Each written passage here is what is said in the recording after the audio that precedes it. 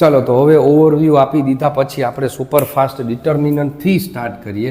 આપણે મેથ્સની અંદર chapter number 1 start કરવા જઈ રહ્યા છીએ. That is determinant.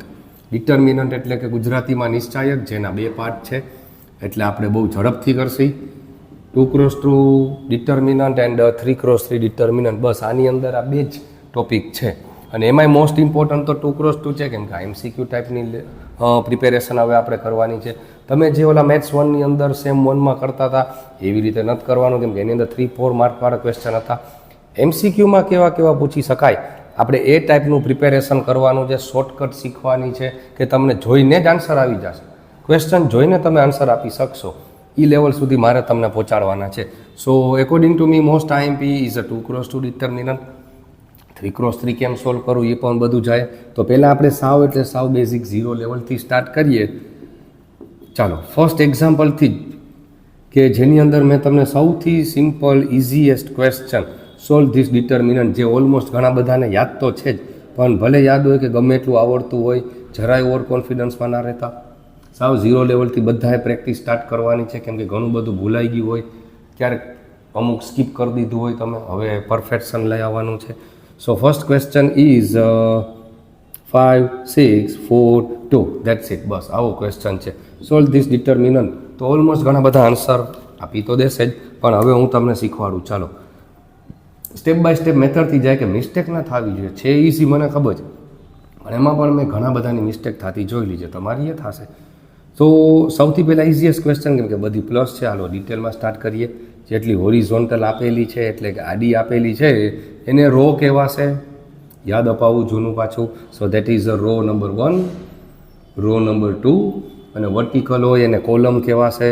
So this is a column number 1 and this is a column number 2.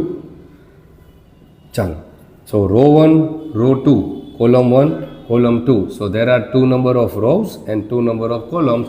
That's why this type of determinant is called 2x2 determinant. તો આની સૌથી simple method, આ એક ફોર્મેટ હું તમને જે કહેવા જાઉં છું એ ભૂલતા નહીં. That is a bracket minus bracket.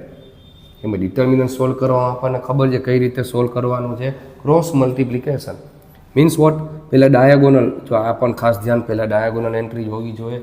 આ બેનું મલ્ટિપ્લિકેશન માઇનસ કરીને બાકી બેનું મલ્ટિપ્લિકેશન, એટલે કે 5 × 2 10, 4 × 6 24. So 10 - 24 answer is -14. That's it. બસ આવા સિમ્પલ ઇઝી ક્વેશ્ચનથી સ્ટાર્ટ કરીએ. મને ખબર જ આવું તો તરત જ આવડી જ જાય, એટલે આમાં બહુ ડિસ્કશન નથી કરવું.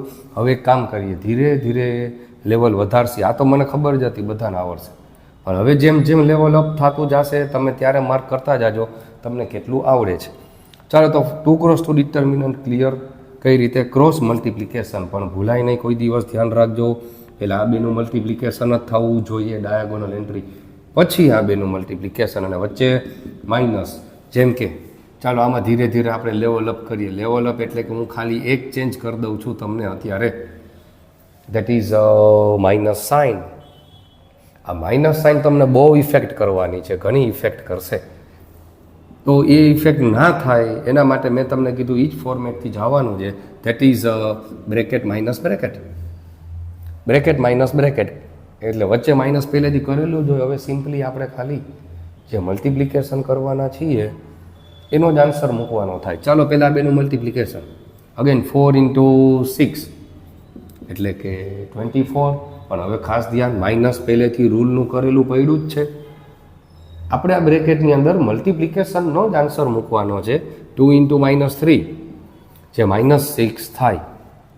તો હવે ધ્યાન રાખજો, મલ્ટિપ્લિકેશન -6 છે ને આગળ પણ માઇનસ છે, એટલે માઇનસ માઇનસ પ્લસ થઈ જાય. Correct. So 24 + 6, that's why answer is 30. ચાલો તો આનો આન્સર આવે છે -14, આનો આન્સર આવે છે 30. આઈ હોપ કે ચાલો હવે તો બધાને ખબર પડી ગઈ હશે કે આપણે કઈ રીતે લેવલ અપ કરતા જશી. ચાલો હજી લેવલ અપ કરીએ. હા, ધીરે ધીરે આજે ને આજે લેવલ અપ કરી દેવું છે. Solve this question. હવે એક કામ કરીએ, હળવેકથી આપણે હજી એક માઇનસ એડ કરી દઈએ. તો હવે એક કામ કરો, ચલો તમે પણ ટ્રાય કરો. ચાલો વિડીયો પોઝ કરો અને જાતે આન્સર આપવાની ટ્રાય કરો, અને પછી તો આપણે એટલી બધી પ્રેક્ટિસ કરશી તમે જોઈને આન્સર આપી દેશો. પ્લસ ડિટર્મિનન્ટની અંદર આપણે બહુ મોસ્ટ ઇમ્પોર્ટન્ટ પ્રોપર્ટીઝ છે કે એ પ્રોપર્ટીઝથી તમે જોઈને જ આન્સર આપી શકો, જે આપણે સેમ 1માં કરેલી ના હોય, કેમ કે ત્યારે એની જરૂર નહોતી. ચાલો જોઈએ કેટલા આન્સર આવી ગયો છે. પહેલાં આ ફોર્મેટ ભૂલતા નહીં, એવરી ટાઈમ રોજે કહીશું બ્રેકેટ માઇનસ બ્રેકેટ, તો તમારી મિસ્ટેક નહીં થાય. ચલો પહેલાં આ બેનું મલ્ટિપ્લિકેશન, એટલે કે 6 × -3 -18. પછી માઇનસ તો કરેલું પડ્યું જ હોય, તમારે આ બેનું મલ્ટિપ્લિકેશન કરવાનું છે. 2 × -4 એટલે કે -8. સો -18 અને આના માઇનસ માઇનસ પ્લસ થઈ ગયું. ભલે એક સ્ટેપ લખવું પડે લખજો, ડાયરેક્ટ આન્સર આપવા કોઈ ના જતા. આવા ઇઝી ક્વેશ્ચનમાં માર્કઅપ થયેલા મેં જોયેલા, કેમ કે બહુ લાઇટલી લઈ લીધું. એક એક સ્ટેપ લખો, 2 સ્ટેપમાં આપણે કાંઈ લેટ નથી થઈ જતું. સો -18 + 8 આન્સર ઇઝ -10. ચાલો બધા જ પ્લસ, 1 માઇનસ, 2 માઇનસ. ચલો લેવલ અપ. યસ, કરેક્ટ, સાવ સાચું. આપણે એમ જ લેવલ અપ કરવાનું છે બધા જ ચેપ્ટરમાં, બધા સબ્જેક્ટમાં. સાવ ઝીરો, સાવ ઇઝીથી શીખવાડીશ. પછી હજી તમે કાલના વિડીયોમાં જોજો કેવું લેવલ અપ, કેવા ટ્વિસ્ટેડ ક્વેશ્ચન હું તમને બનાવીને આપું છું. તમને બહુ મજા આવશે. 5 -6 -3 2 નહીં, 3 માઇનસ કીધા ને આપણે, -2. ચાલો હવે પાછા એકવાર એક કામ કરી, નહીં હું પહેલાં શીખવાડી જ દઉં કા, પછી તમે એક સાથે સોલ્વ કરજો. અચ્છા નહીં, ઓકે ચાલો. હા તો ચાલો તમે ટ્રાય કરો. ચલો તમે ટ્રાય કરો, વિડીયો પોઝ કરો અને ટ્રાય કરો, જો શું આન્સર આવે છે. પછી આપણે પાછું ચેક કરીએ. ઓકે ચલો, આ ફોર્મેટ ભૂલાય નહીં, બ્રેકેટ માઇનસ બ્રેકેટ. ચાલો પહેલાં આ બેનું મલ્ટિપ્લિકેશન, 5 × -2 -10. પછી આ બેનું મલ્ટિપ્લિકેશન પણ જો અહીંયા ઘણા બધા મિસ્ટેક કરી દીધી.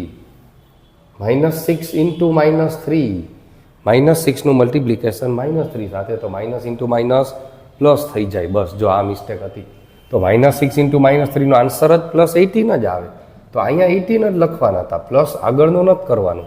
આ માઇનસ તો રૂલનું હતું, એટલે કે આ બેનું મલ્ટિપ્લિકેશન માઇનસ કરીને બાકી બેનું મલ્ટિપ્લિકેશન. તો જો આવું થઈ ગયું છે અમુક લોકોથી, અમુકને આન્સર આઈ થિંક તો પછી આવી ગયો હોવો જોઈએ +8 એવું આવ્યો હશે, જેને -10 +18 કરી દીધું તો. બટ એકચ્યુઅલી આન્સર -10 અને બીજું -18 એટલે આન્સર તો -28 છે. તો જેટલા -28 આન્સર કરેક્ટ આપ્યો એનો આન્સર બરોબર છે, તો એનું થોડુંક પરફેક્શન છે. ચાલો આમાં પરફેક્શન બહુ જોશે. અત્યારે આપણે, મને ખબર છે કે ટાઈમ લિમિટ હોય છે ક્વેશ્ચનમાં. So right now we don't need speed, right now we need perfection. અત્યારે આપણે પરફેક્શનની જરૂર છે, સ્પીડ નથી જોતી. સ્પીડ ઓટોમેટિક આવશે. અત્યારે કે મિસ્ટેક ના થાય એવું આપણે કામ કરવાનું છે. ચાલો ગુડ, ચાલો સ્ટાર્ટ તો સારું છે બધાનું, વેરી ગુડ ગોઈંગ. ચલો 4 ક્વેશ્ચન તો આપણે સોલ્વ કરી દીધા. અને અત્યારે તમારે ડીડી સેટના એકે પેપર કાંઈ જ નથી કરવાનું. જ્યારે હું કહું ત્યારે જ કરજો. અત્યારે તમે ડીડી સેટના પેપરને સીધું સોલ્વ કરવા માંડશો, that is waste of time. Time waste ના કરો.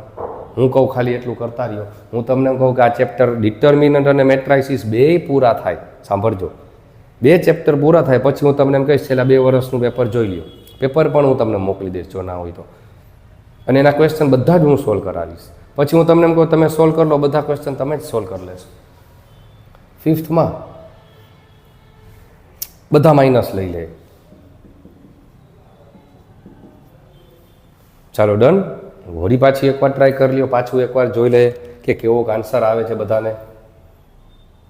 ચાલો આપણે તો ફોર્મેટથી જાય, બ્રેકેટ માઇનસ બ્રેકેટ. આ હું કોઈ દી મિસ જ નહીં કરું, ભલે ગમે એટલું આવડે. ચાલો પહેલાં આ બેનું મલ્ટિપ્લિકેશન, -7નું મલ્ટિપ્લિકેશન -3 સાથે.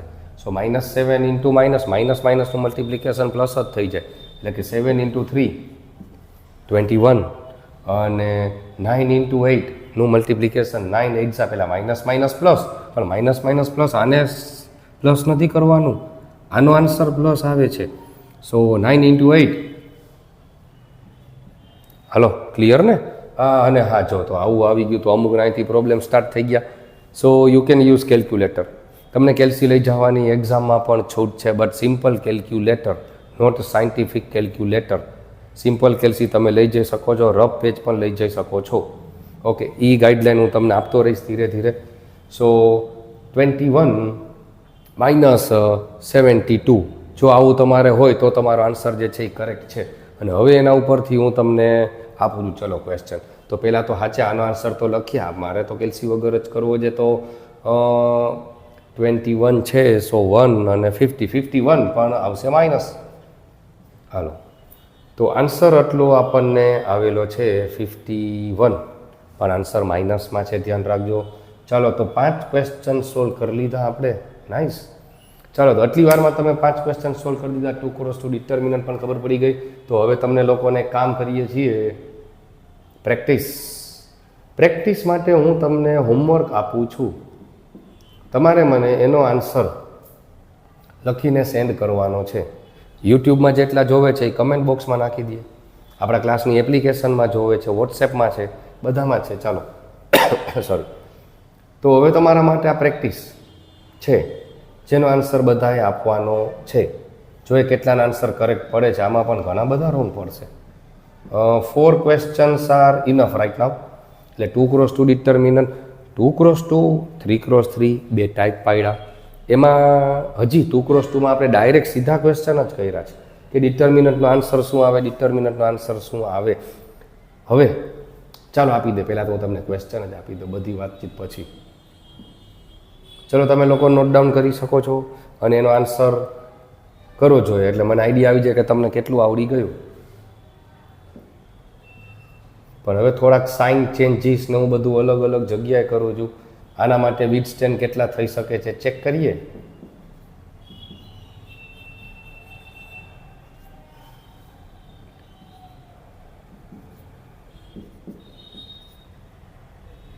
Done done done.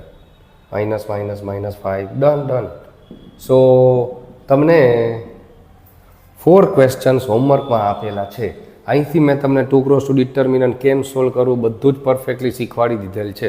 સાવ એટલે સાવ ઇઝીએસ્ટ 0 લેવલથી થોડા પ્લસ માઇનસ સુધી.